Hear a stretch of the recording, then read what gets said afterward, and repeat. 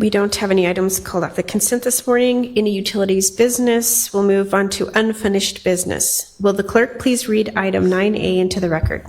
Appointments to the Pikes Peak Library District Board of Trustees. On May 19th, 2025 and September 22, 2025, the Joint Appointment Committee convened to appoint a Board of Trustee to the Pikes Peak Library Board District. I'm bringing this item forward to reconsider Council's action regarding the appointment of Mr. Kuniyuki to fill the seat of the trustee whose term has concluded. We will now hear from the public. Please limit your comments to 3 minutes, and we will start with Pam Mayer.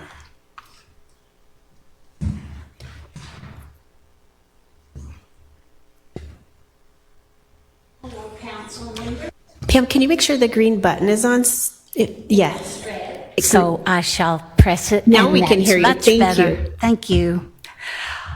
Well, this action surprises many of us. I am a Reading at the Rock member, a volunteer at the library that we volunteers have put together. I hope you will reconsider today's vote.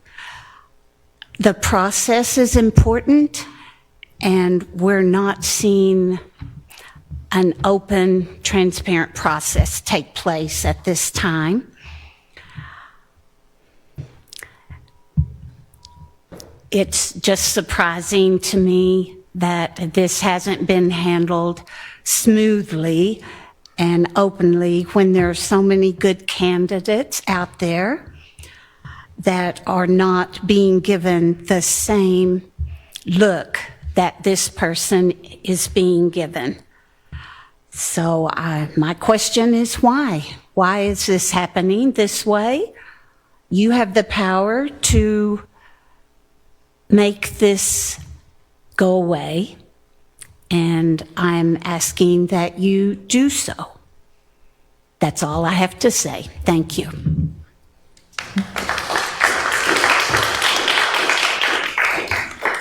Veronica Baker. Council, I'm here today to raise concerns that remain unaddressed. Concerns absent from Council Member Lineweber's Gazette editorial yesterday, which is troubling.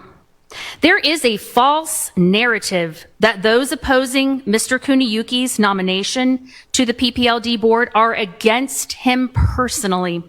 We are not. Our objection is to the process bringing this vote forward again.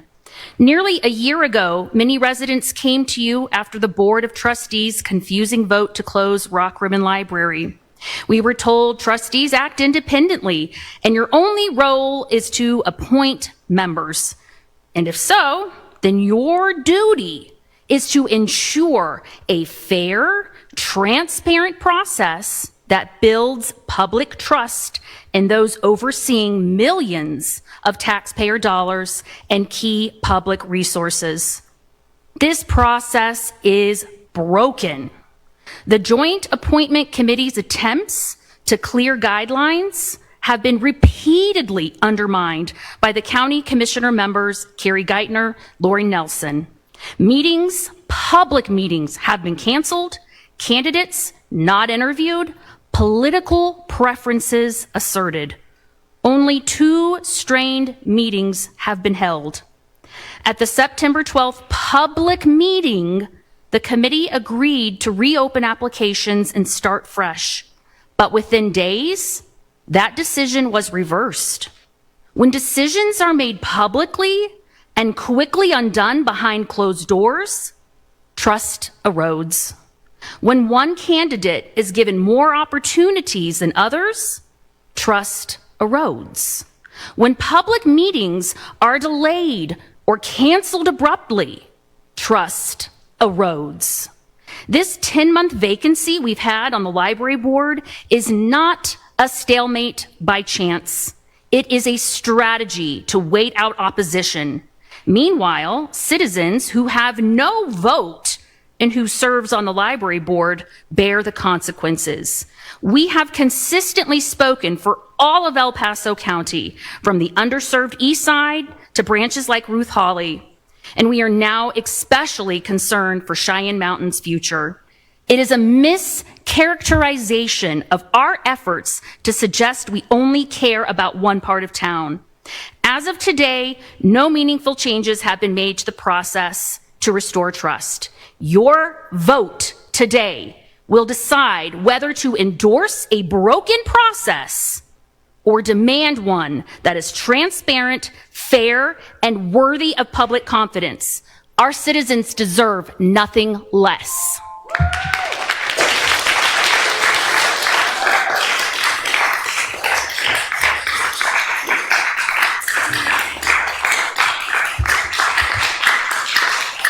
Joe Pelka.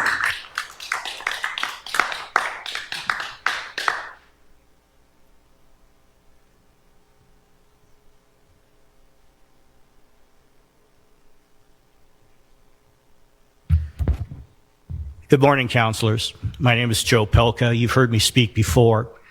Of course, a lot of things I've spoken about deals with Rock Rimmon, but there, as the previous speaker mentioned, there's a whole lot of greater issues going on.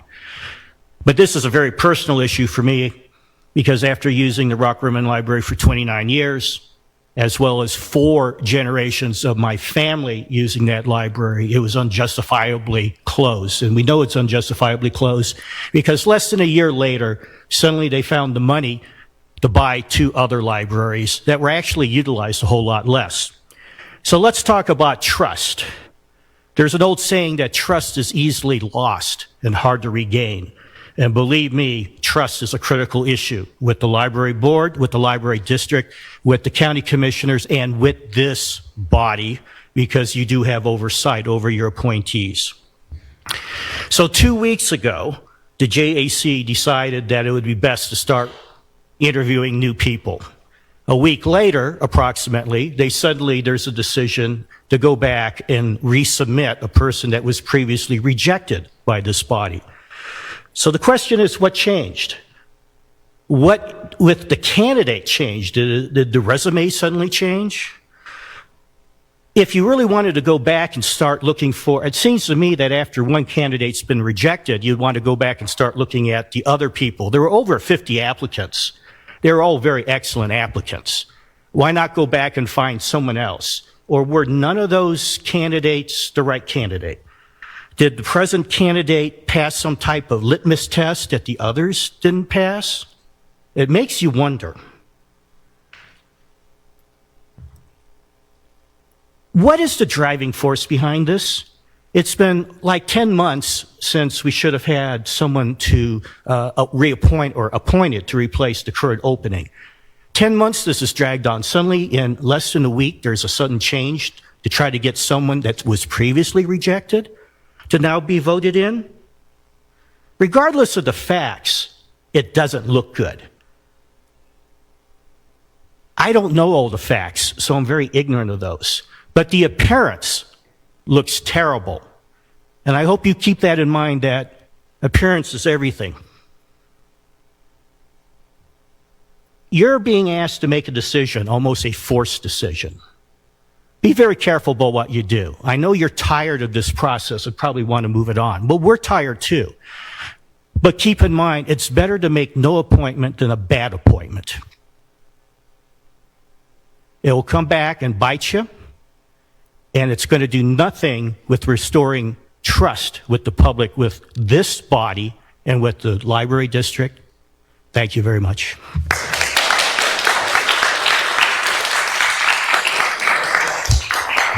Jackie Ostrom.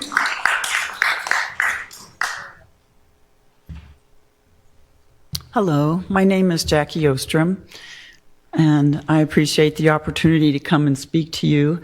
I live in 80907 zip code, and I think one of the things that concerns me is that Mr. Kuniyuki didn't even know that his name was going to be put forward for a vote again. He was completely blindsided by your president council here and Carrie Geithner bringing this before their committee. They didn't even speak to him. He thought when he was voted down, that was it. He didn't even know this was happening. So what is going on? What is going on with this committee that puts forward this person that was not part of the reapplication process you asked for? Why are you doing this? And just as others have said, you've broken our trust. We don't trust this committee of 4 people. This seems like junior high school girls, Miss Lynette Crow-Iverson and Carrie Geithner, deciding for some unknown reason that they want to put forward this precious man. He's a good person. Nobody has any problem with this man, but you've broken the process. Why are you doing this? If I were Mr. Kuniyuki, I would say, I want no part of this, being blindsided and being put forward again. It's ridiculous. Why aren't you looking at the other applicants?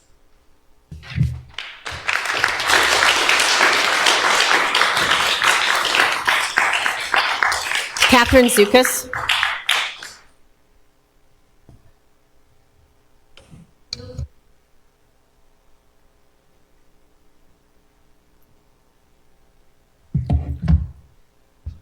So my name is Catherine Chukas, and I encourage you as council members to discuss what you have appreciated about the Pikes Peak Library Board appointment process and what are the lessons learned for any PPLD board appointment vote, regardless of there being a vote today or not.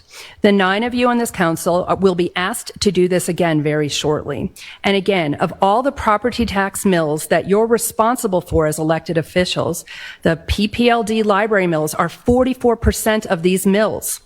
And from a property tax discussion, any PPLD board discussion should really represent 44% of your time on any financial matter. PPLD board affects property taxes, and in that way, it's different from any other boards that you as council members make appointments to. Spend your time with this appointment. 11 days ago, on September 12th, a process was outlined for appointments. It was a long discussion, and all 4 JAC members participated in the conversation. Dates and process were clearly outlined for appointing 2 members to the PPLD Library Board, and there will be candidates brought to you for a vote in early December.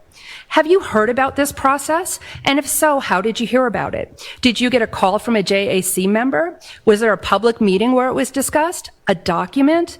Do you disagree with this process or not? Please discuss. Again, something happened in the 2 business days between September 12th and September 17th. An agenda item for today was set, yesterday in a public meeting, President Pro Tem Crow-Iverson said she forgot to mention that she intended to share Motion 9B to put Mr. Kuniyuki on the library board. Forgot? Or didn't have the ability to verbally state that, given the tone and the tenor of the meeting for the JAC on September 12th? Or maybe she received a phone call from another JAC member because that was publicly discussed that that's allowed. JAC members can call each other. Or maybe she got a call from a city council member. Or maybe she just objected to the process that was agreed to by the other JAC members. Please discuss. Something also happened between September 12th and September 19th. Councilmember Lineweber wrote an opinion piece published in the Gazette yesterday.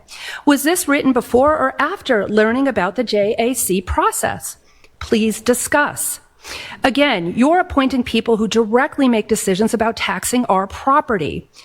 And again, I just need to think about my days since September 12th. I've had conversations in 2 public meetings where you were not in attendance, where people have approached me interested in applying this October for the open PPLD Board of Trustees positions. They're coming to me to talk about these opportunities. I think they're out there. You're going to have great members. You'll be voting on them in December. Allow that, discuss your process and allow for those votes of 2 members to happen this December. Thank you.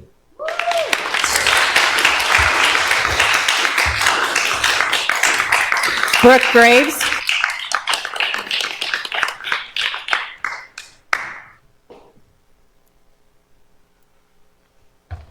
Good morning, council members. Yes, I'm speaking on behalf of the public who pay taxes and use the library. It was astonishing to me to find out that the Pikes Peak Library District has about a $55 million annual budget. It's funded by mill levy. It's funded by the taxpayers that you represent. Whether or not you use it, you pay for it. That's your choice.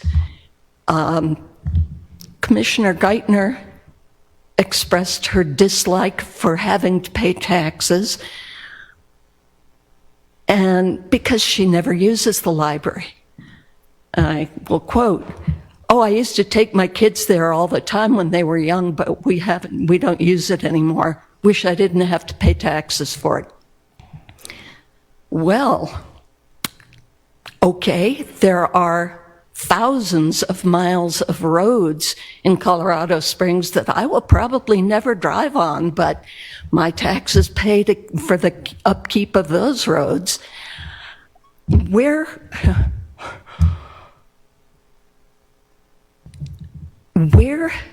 do we go with a $55 million annual budget, publicly funded entity, and I find out it's run by a volunteer board of trustees with no compensation and therefore no accountability? In what universe does this make sense? That there are no qualifications for becoming a library trustee? That there are you don't have to know anything, apparently, about finances. Might be a good idea if you're handling the running of a public entity that everybody pays for. Just saying. Be careful. Be very careful who you put in charge of these things. And it is up to you. Thank you.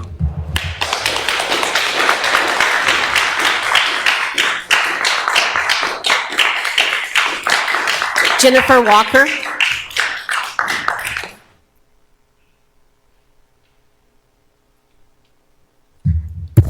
Hello, Council. My name's Jennifer Walker. I'm a mom. I have kids in college and all the way down to first grade, so I run the gamut.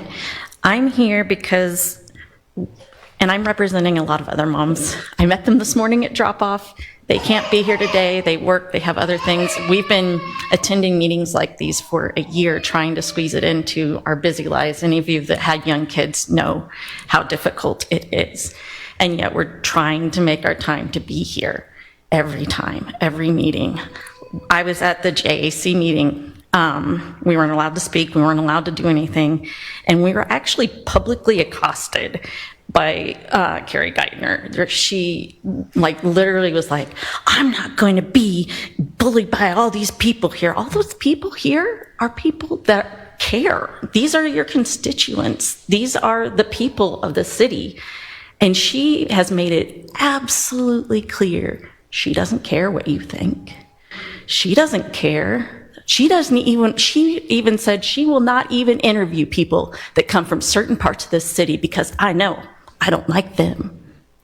This is the person in charge of the JAC committee. She has her own personal bias, her own personal agenda. I don't know why she doesn't like people from the Rock Rimmon area. We're nice people. We're a wide range of people. But she won't even talk to a candidate from our area. And she made that perfectly clear, unapologetic. Things are going on behind the scenes that I don't understand. Why at that JAC meeting did they say, here are what we're going to do. We're going to open these qualifications. We're going to put it out on the library board, on the city board, so people know about it. We're going to bring 2 people forward. And then 2 days later, we're like, oh no, I'm not going to let anybody have any opinion except for me.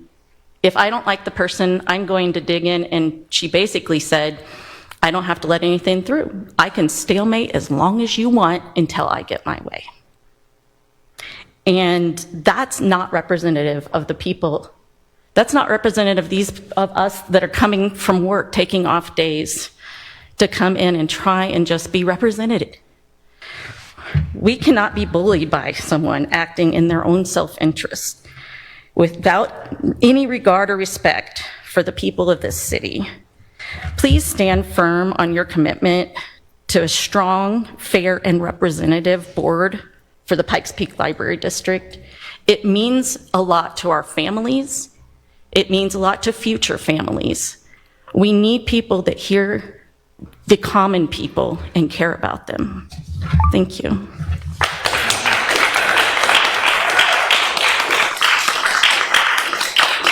Stephanie V. Hill.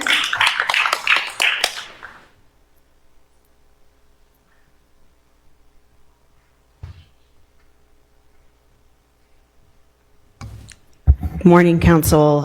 Steph V. Hill, Executive Director for Citizens Project, and thank you for hearing us out today. We are a locally based nonprofit. If you're not familiar with Citizens Project, we do civic engagement and voter education. And I want to start my comments today by really uplifting the Save Rock Rimmon Libraries and COS Reads Coalition.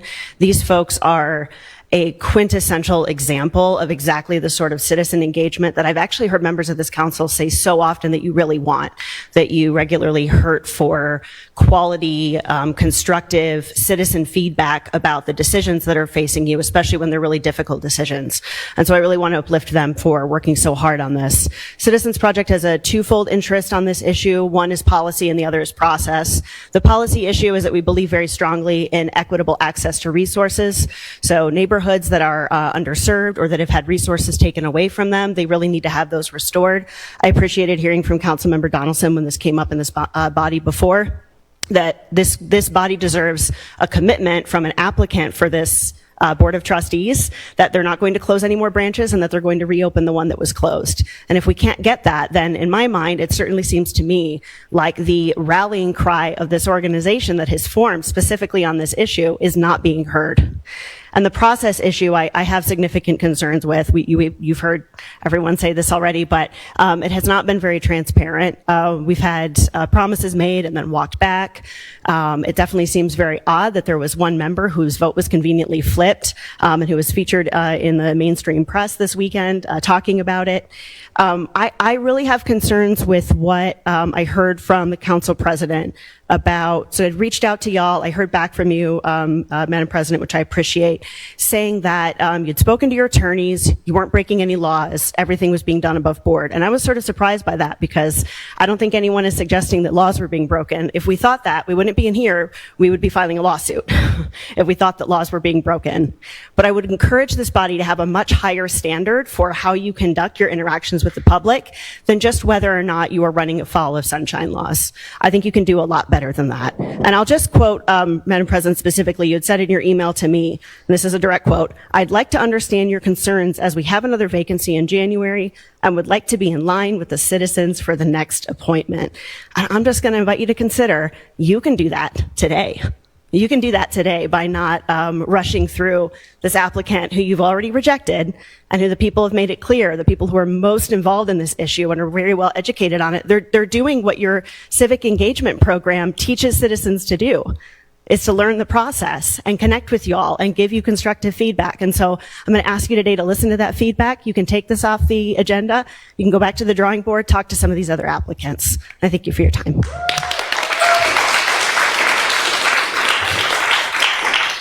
Carla Powers.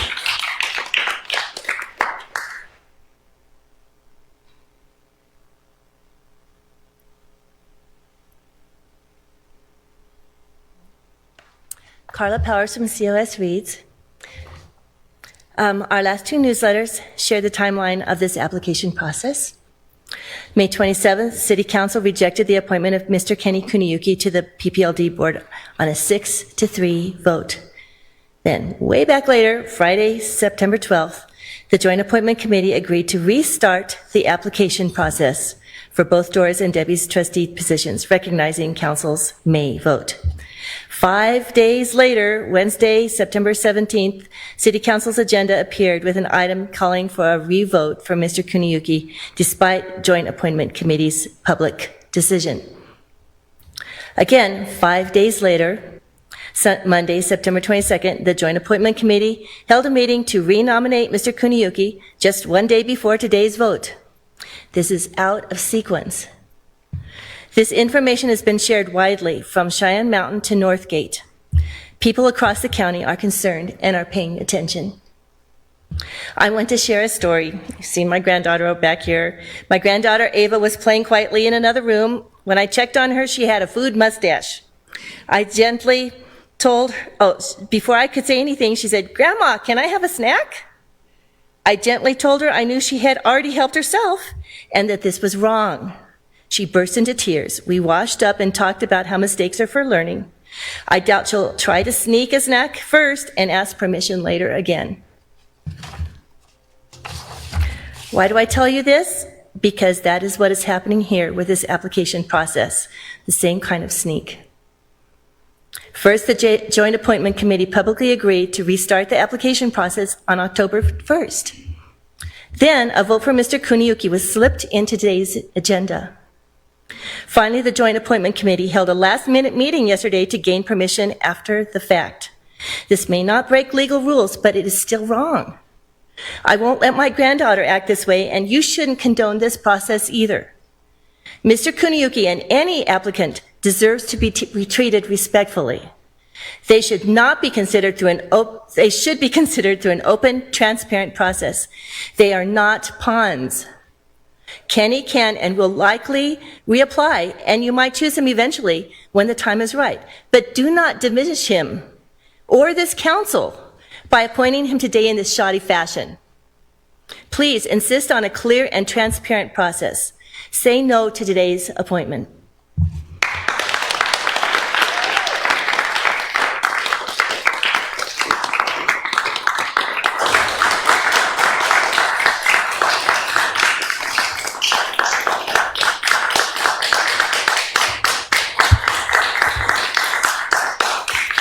Councilmember Williams has asked our attorney to express the process. The meeting on 9/15, where we had that meeting, we did not know at that time that we had to either pull back nominations or we had to reaffirm at the time. So she's asking you to express the legal process from the very beginning to the very end and how we are here now. Well, I can't give the entire history of this process because it's been a long time. There have been a lot of meetings. I'll give you just the very basic outline of the legal nomination process. So what we call the Joint Appointment Committee is a committee formed of 2 council members and 2 commissioners. They meet and make a nomination. There really aren't a lot of rules in the statute on how that's done. So it's been done mostly by tradition. The committee's made some different decisions this time, but it's within their purview to do that. So the committee met yesterday to reaffirm its nomination of Mr. Kuniyuki, and that's the nomination that council has before it today. It takes 6 votes to confirm that here. So I'll bring it up to the dais for questions, comments. Councilman Williams. Thank you, President Crow-Iverson. I would say of most of all the boards that we handle and commissions that we oversee, this one is probably one of the most difficult just because it involves the state of Colorado. And I know there's a lot of complaints with how this is happening and how can you have people overseeing this amount of money without necessarily qualifications. But the state is involved with this as well. So I realize that Ms. Vigil is not necessarily in the same capacity, but she's in the room. And if you know, she knows people who could get this changed at the state level, I think that is a big conversation to have. And thank you, Ben, for outlining the process. The process isn't as ironclad as I think both council and commissioners and the state and the people in the audience would like. But that doesn't mean we didn't follow the process. We're following the process within the guidelines that we have. And I think for most of us, it might be a little gray. And I don't know that we can change that on our end, but we completely understand that this is not as straightforward as we would like it. But that doesn't mean, as we were told, that we're not following the laws. We're still following the laws. I think one of the pieces that makes this different, and again, the 7 of us aren't part of the JAC. So when the JAC meets and they have a conversation, that's independent of this. I was well aware that this was happening. I was actually asked to interview Kenny as he was the nominee, and I felt it was appropriate at that time. And we had a great conversation about libraries. And I know there's probably a lot of you in the audience thinking, how is that possible? But I encourage you to talk to Kenny. And I'll tell you right now, if everything he told me wasn't true, that's a different conversation. But I'm trusting that people who put themselves in this position, who volunteer to do this without compensation, and who have made it this long through the process, if he's not honest and trustworthy, that's a different conversation. But I'm taking him at his word.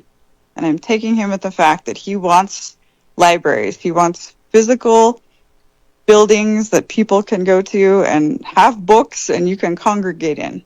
And if we find out that's not the case, that's a different story. But that was the conversation that I had with him. So I appreciate all of you coming and your interest and your passion. And again, if this needs to change at the state level, that's a bigger conversation, and that involves a different group of representatives. So I appreciate your time and energy. Thank you. Councilman Lineweber. Yes, I just want to state that I signed a letter that I disagreed with the closure of Rockrimmon Library, and I still do today. I would like to find a process and where we can get a community center / library opened up in that part of our city. I feel it's a lacking resource in that community, and I full-heartedly support that. My original take on Kenny, I felt like he was completely qualified. I've always felt that. But the one piece that I was uncomfortable with is like, I didn't feel like he understood all the politics that was kind of going on. And so because of that, I decided, and it was a hard vote. It took me a long time to actually decide. I remember that day. And so I ended up voting against him. Well, as I've gone down this process, I've noticed that this has become extremely political, and perhaps it's time to have someone that's not in the political fair. And I've changed my mind to have someone that's a little bit removed from that. Even today, we only have representatives here that are around the Rockrimmon Library. We don't have anyone else from the rest of the city here to speak against Kenny. Not a single person. Every single person here was Rockrimmon Library. This has become political, and this process has taken too long. And this is the moment where I have come to the conclusion that government needs to get out of the way and let people do the job. Let people do the work. And too often we overhype things. We shout up here back and forth with different viewpoints. Part of that is a healthy correspondence. But at this point, I feel like Kenny just needs to get on the board, and we just need to move forward. And with the next nomination, we'll move into the new process that we've kind of discussed. But we need to move forward. And this has just been too long, too political. We need to get the library board strong again. And so I believe Kenny, from his non-political perspective, would completely help that effort. And that is why I will be changing my vote. Councilman Gold. Thank you, Madam President. I would like to remind everyone that you can be 100% within your legal rights and also 100% wrong. And I say this because we have an obligation to the public. We have an obligation to process and an obligation to trust. I really appreciate those who came and spoke and said that this is not about Rockrimmon specifically. This is not about Kenny specifically. I appreciate that. It's because it is part of the bigger picture. And Kenny is quite honestly a wonderful candidate. He has served our country through the military. He has served from Poland to Singapore and has decided to make Colorado Springs his final home. He is a man who has embraced multiculturalism, speaks several different languages, and is actively pursuing a PhD. He is a great candidate. But this vote today is more about process than it is about a specific candidate. And for me as a counselor, I would rather delay a process to correct a process to build public trust. Thank you.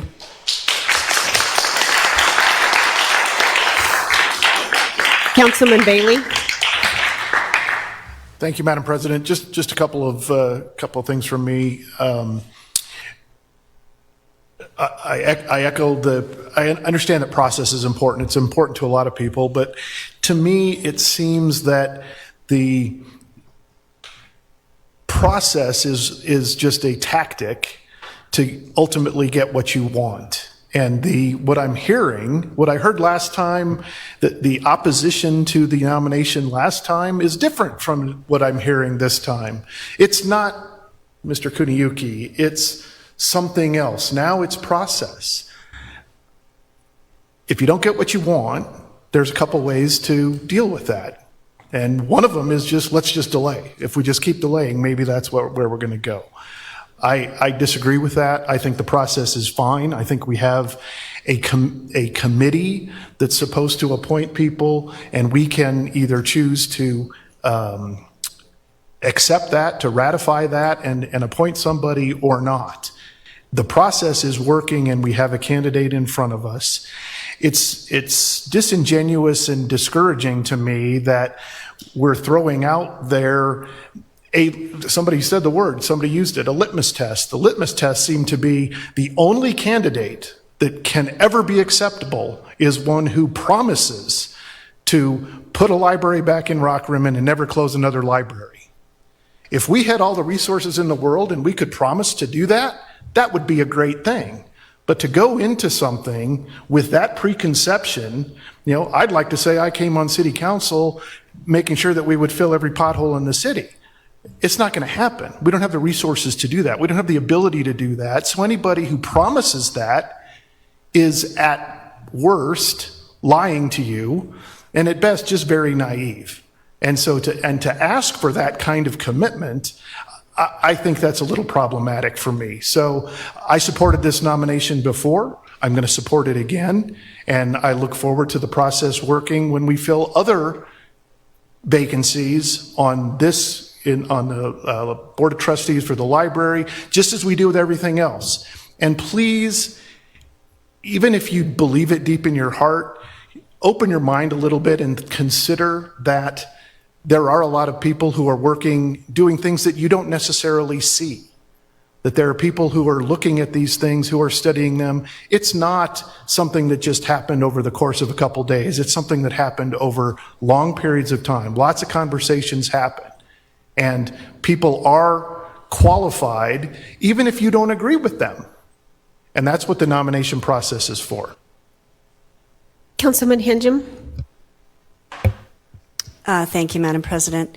So I actually want to go back and reflect back in November of 1st of 2024, an email that was sent to what was then not a call to joint appointment committee because we didn't have that process then, but to the liaisons who were serving for the library district. It came from Julie Smythe on November 1st, 2024, and she was the chair at the time of the governance committee for the Board of Trustees. And she basically just gave the timeline at that point that July, the governance chair advises city and county of upcoming board vacancies. In August, the position opens Monday of August 5th. In September, the position closes at midnight, September 9th. Meet and greet candidates with the September board meeting. In October, the governance committee at the time, they don't do this any longer, or won't be doing this any longer, reviews applications at the October meeting, applications and recommendation letter to city council and county liaisons with their recommendations, and interviews are then scheduled and conducted. November, December is the formal appointment at city and county meetings set by each body. And then January of 2025, the new trustee would be put in place. That obviously didn't happen. And then basically from January until about May, when this body did vote, as did the county commissioners, on the appointment of Kenny Kuniyuki, which took quite some time to get to that point. And then, of course, the process has changed in the meantime because there have been a lot of questions. And I think you're hearing that process is very important, and it's true. The state statute needs to be revisited. I think there's a lot of things about this process in the library board that need to be revisited. But nonetheless, here we are. I'm going to go back again on December 10th of 2024. I sent an email to the administration of the district at that time, because that was our process, to inform which of the recommended applicants that I would like to consider out of those 50, and there were 50. I gave 13 names. They had submitted some names to us. Mr. Kuniyuki was not one of them, not one of the names I submitted. And then at about that time, I started trying to communicate with liaisons over at the county. I did have good communication here with President Crow-Iverson. But I never received a response. And then on May 27th, as we know, his appointment was surprisingly to me actually turned down on a 6-3 vote. Then, as you've heard, on Friday, September 12th, the Joint Appointment Committee agreed to restart the application process for both Dora's and Debbie's seats, which was great. I was thrilled. We have an agreement. We have a process. We're going to take new applications. And at that meeting, the chair of the JAC, Commissioner Geithner, highlighted council's failure to move forward with the appointment of Mr. Kuniyuki in May, essentially making a retort at me about why this has taken so long. It was really my fault because I had apparently lobbied this council to vote against him, which is just simply not true. And even if I had, that would have, that's what you get to do in politics. There's nothing wrong with that, but I had not done that. There was no recognition on her part of how long it took to get to that May vote. She said numerous times, many times, you can go back and watch it. The group actually did film this meeting, and it's available to watch on Facebook, on their Facebook page. But she said numerous times, and she's not wrong, this is a political appointment, and we don't have to follow a process. We don't have to do interviews. We don't have to have applications come in. And as Councilmember Gold just said, something doesn't have to be illegal to make it wrong. That's not exactly how you said it, but I got your point. It was a great one. And I think it's about good governance is really what we're looking at. And I just haven't found this necessarily to be good governance. You heard outlined, I won't state again, the process from 10-1 to what the new appointment process will be. And there will be on 10-1 a notice of applications going out. We thought for 2 applications, and Kenny could have certainly applied again. Knowing that, so this did come on our agenda. And I actually called and talked with Mr. Kuniyuki last night. We had a very nice conversation. He really is a very lovely man, and I appreciated the conversation we had.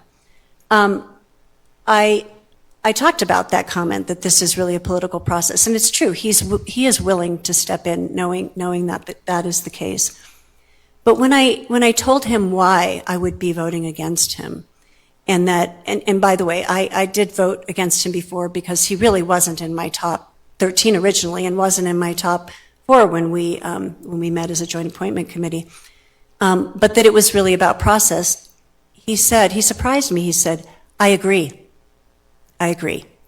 He himself, he was reached out to by our boards and commissions person to notify that he would be on the agenda today.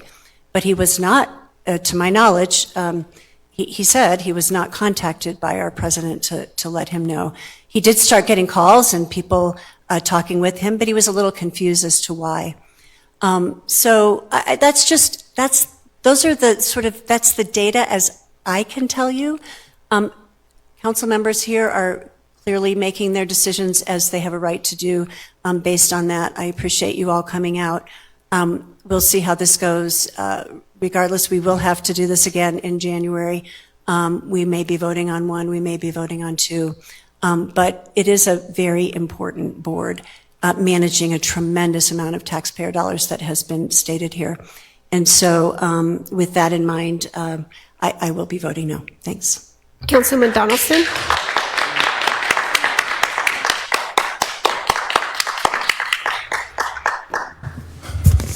Yeah, thanks, Madam President. I want to thank the citizens that came to speak today.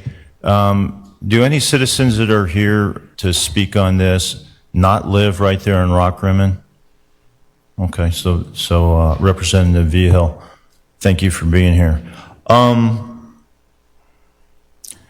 I think you have said it very clearly. You've laid it out for council why the right decision is to either table this or vote no and have both positions filled through the application process, which is going to start in a week, whether we vote yes or no today. That's going to happen. So this doesn't save anything for those who say, well, we just need to do something to get this over with.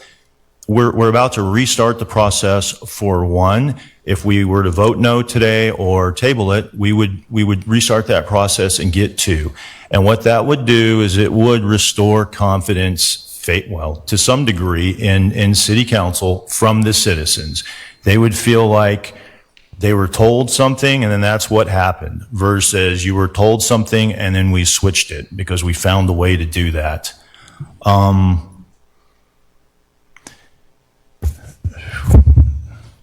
The idea that the citizens here just want to postpone this, I think the citizens here would have been very happy is the very day after Mr. Kuniyuki was voted down if the JAC had met and started receiving applications, right? There's no desire to postpone. If anything, that has happened, you know, on the other side, postpone this, drag it out, and then some up here have become very tired of it and willing to change votes. There were 3 points I made to my colleagues that that had voted no last time and have signaled that they may vote yes today. One was that by reversing our decision today, council will demonstrate to the county commissioners that they don't need to compromise and find a solution that council also agrees with. Just wait, and we will reverse our decision. And that's about what we're going to do today. And this is almost a trend. We saw something like this where we flip-flopped on the city auditor. There was a condition to be hired of a CPA, and then we turn around and reverse that and switch that. And now we're about to do it again. So I don't think this is good for the institution, for city council. We look like we can't make a decision and stick with it. As I've said just a moment ago, another position on the PPLD Board of Trustees also needs to be filled. So an application process is opening up right now, even if council approves Mr. Kuniyuki.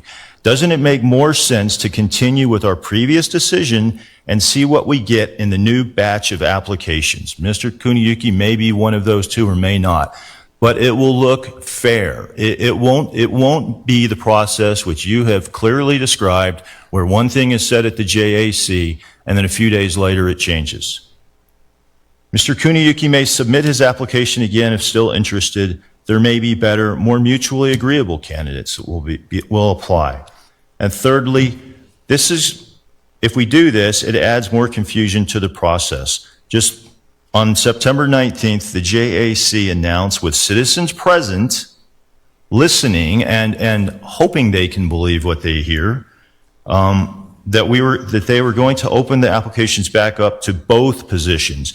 Council now voting on Mr. Kuniyuki a second time after that announcement with our president and Councilwoman Henjum participating as members of the JAC further erodes citizens' trust in the process. So we really gain nothing by doing this, right? Mr. Kuniyuki could become a PPLD Board of Trustee member if that's how it plays out by going through the process. We gain nothing by doing it, but we lose something. We lose credibility for one thing. Again, it's a flip-flop, and we should not do that. There are decisions council will have to make which citizens won't like on some things, perhaps on taxes, things like that. But this is an unforced error if we do this. So I would ask my colleagues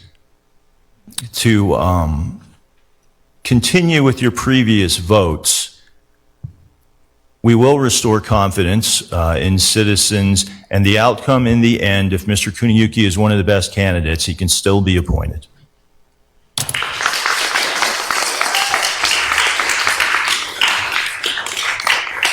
Councilman Williams. Thank you. I would like to, reiterate that this process was put in place from the state down to the next level. And I did initially vote no, but I welcomed the opportunity after that because the nomination didn't die. And it was brought up, now that we've gotten this far, you should interview Kenny. You should have a conversation with Kenny. You should, dig deeper. And I think if there's a way to create the process where the state stops and then council and the county commission takes over, I think that would be very helpful. And I would like to say for the CPA, I don't know if Councilor Donaldson is talking about the requirements, from the previous council to this council. But for those in the audience that may or may not be following that as much as this, the ordinance actually changed from the first time we voted to the second time we voted. And since we're throwing out quotes, a wise man changes his mind and a fool never will. I think you're not going to want people that don't look at things in a different way. And I'll admit that, I wanted to hear from Kenny that libraries were important. I wanted to hear that those things would happen. And like I said before, I'm not part of the JAC. I'm part of this council, and we get to react to the nominations that come to us. So this is the nomination that has come to us. We were given the opportunity, I think, as those of you in the room know, there was a lawsuit pending. So we also had to be cognizant of that, and a lot of dominoes fell such that this conversation could happen, this vote could take place, and I can only speak for myself, but I'm not doing this to be rushed. I'm not doing this to get it over with. That wouldn't be fair to Kenny or anyone in this room, or even, the process. I wasn't in the meeting on the 12th. I wasn't part of the decisions that were made on the 12th, but I am part of the decision today. And had that meeting happened in a different order, this would be a different conversation. But with the process that City Council is given, this is following the order of operations. So I'm looking forward to having bigger conversations about the library. Heck, at this point, I'm looking forward to being in the meetings in person. So thank you all for coming, and I look forward to strengthening our libraries in El Paso County. Councilman Rainey. Thank you, Madam President. I just got a question for our city attorney. Earlier, as you were explaining currently the state statute and the current process, once again, I need clarity here. And the clarity I'm seeking is, despite the fact that there was a meeting and then there was a decision to move forward with the nominee, and the JAC meeting happened thereafter, is there any state statute against that currently? No, there's very little in the state statutes about this process. So there's nothing that would explicitly prohibit the way the process has been right now. Does that answer your question? I mean, I have received the question, is it okay that this was noticed for this council meeting and then the JAC had a meeting after that? And I believe the answer is yes, because the open meetings law only requires that we notice our topic 24 hours in advance.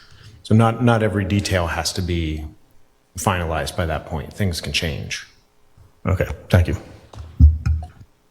Councilman Hingham. Thank you. Yeah, if I could, it's true. And Ben, I actually asked for your legal opinion on this after I found out that this would be on the agenda, given the JAC meeting had its meeting, had determined a process. And so I was taken by surprise. Actually, Councilmember President Crow-Iverson did call me on Wednesday morning to let me know this would be on the agenda, but I had previously not known that members were interviewing Kenny. at any rate, I did ask for just a legal opinion. Is this okay? And you provided one, and you did say that the state statute is silent as to how to treat a failed nomination.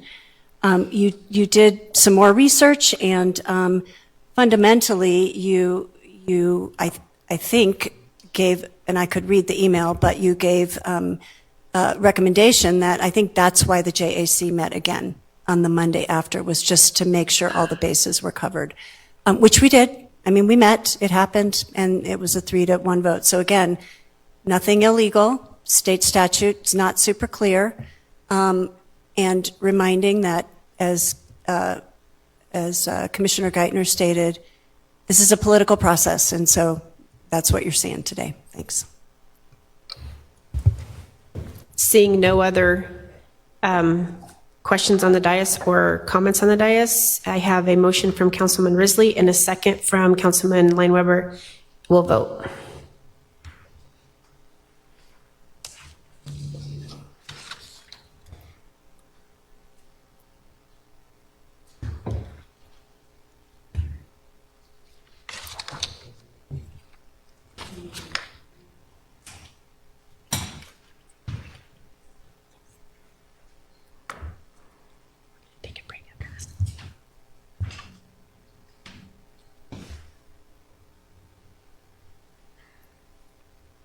And the motion passes 6-3. Before we move on to item 10, I've been asked for a